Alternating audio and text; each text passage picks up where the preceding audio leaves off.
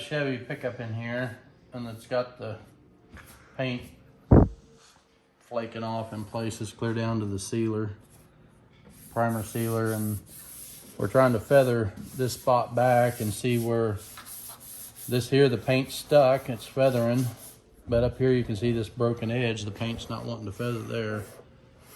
So we're just keeps going farther and farther back. Yeah, so we're gonna trying to keep the repairs small for the guy, but I don't know, it's just kind of a mess. We're gonna try to feather this edge. We're gonna blend and just paint this area and just blend here around the corner. He just said to try to make it look better. He didn't know if he's gonna keep the truck a whole lot longer, but anyway. You see here you can see a feather is really kind of fades in. It's soft. You can't feel it because of still a broken edge. You can feel it with your finger, so that's got to keep coming off. Probably end up taking most of this off here.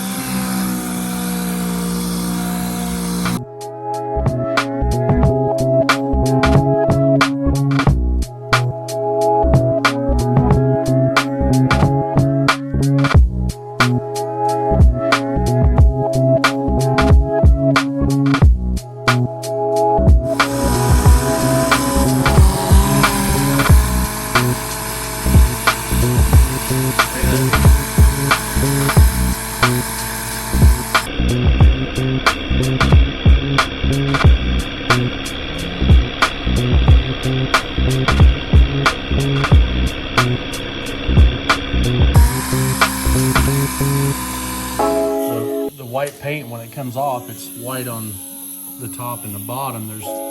So it's obviously just not stuck to this primer sealer, but yeah, it is.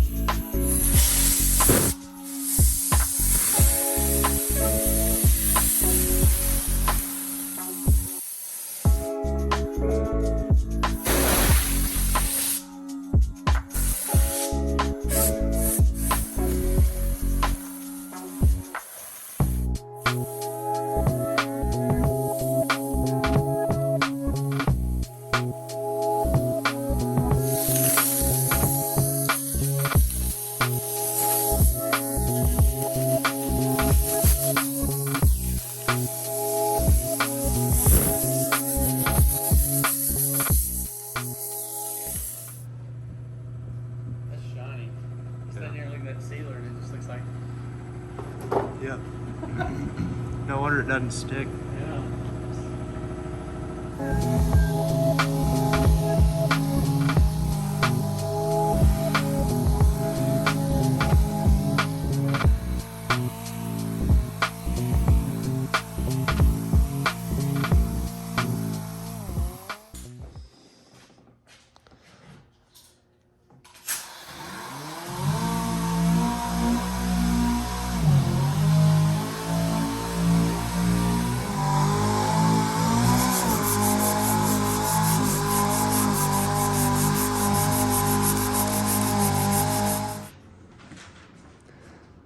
Got the drip rail sanded.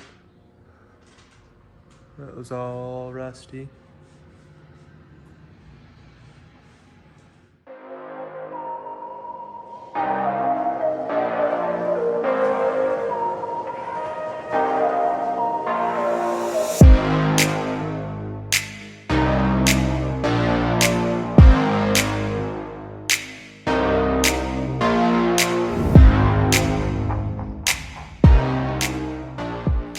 Put your glasses on. Put my headlights on. Yep. We don't want to mask to the roof because we don't know how good our paint is up here, so we don't want to put tape up there. Pull it with tape. So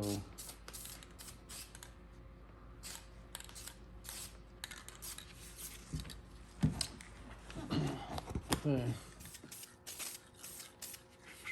These two cans really spray pretty nice.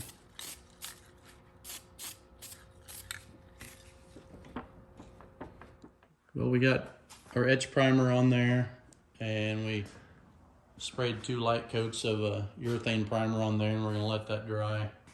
It's still wet. And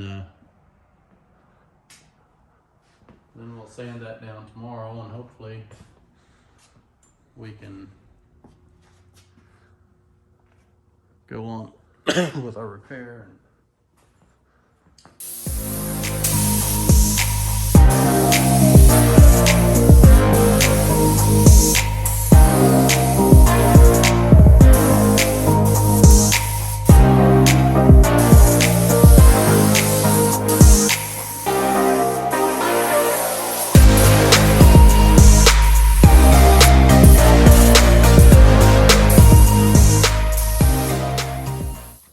So we're sanding the urethane primer, and we're not gonna spray a sealer because we're gonna let this urethane primer be the sealer, being it's got an activator. We're gonna use it so we don't have to get our repair so big. We're trying to keep it really small. Somewhere in here there was a little bit of a flake right there. So this primer had to extend up a little bit. This is 400 grit sandpaper, and I'll probably sand it with 600 grit on out a ways so I can feather the color, and then the clear coat will have something to bite onto. I about need a step stool. This truck's so stupid dull. Or I'm so stupid short.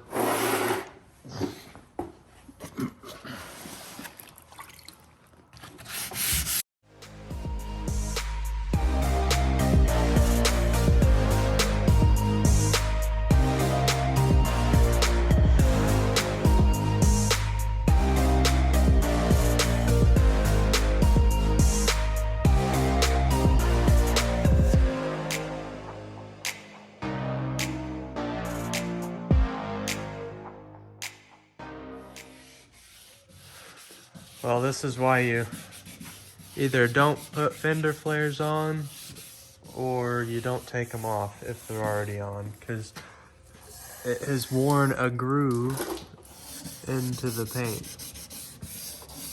There's actual groove there. And they have a rubber gasket. Yeah, they fit really nice, but we had took it off because it's going to be a lot easier to paint that fender with it not on there. And there's a groove. So So if we was to don't take your paint fender the flares fender off. and not want the flares, look at the difference in the color. It's even a different color where the flare was, isn't it? Looks like it to me. Could be. Got everything covered up that needs to be covered up. And Dad's mixing paint. Yeah, I imagine it's going to take all of about 2 ounces. And that might be pushing it.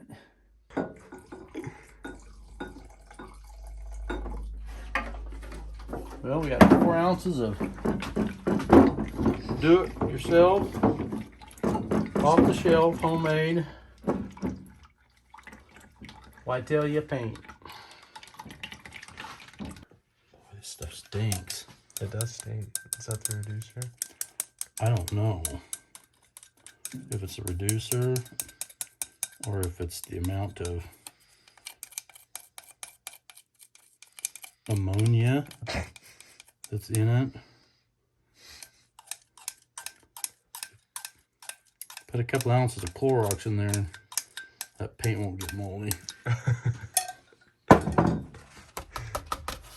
You think that looks white? Looks like 2% milk.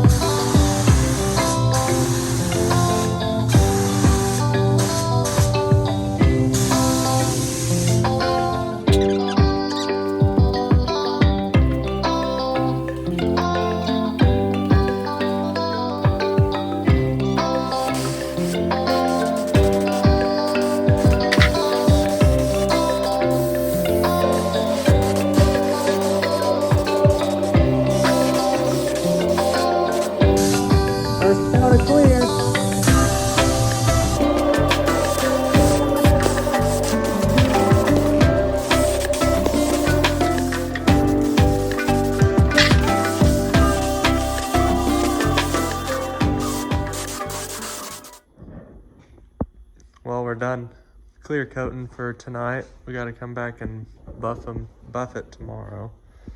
But we're done spraying.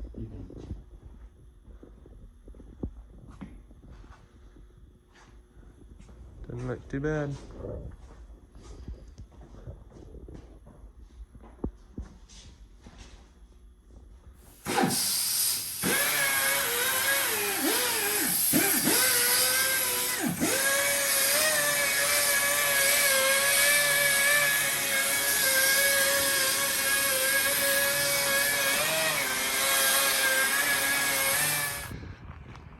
Here she is outside, all finished.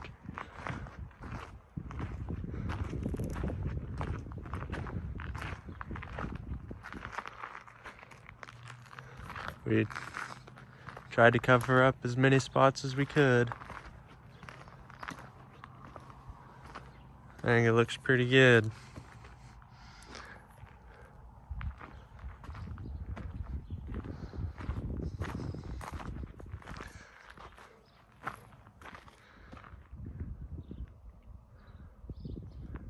Well, that's about all.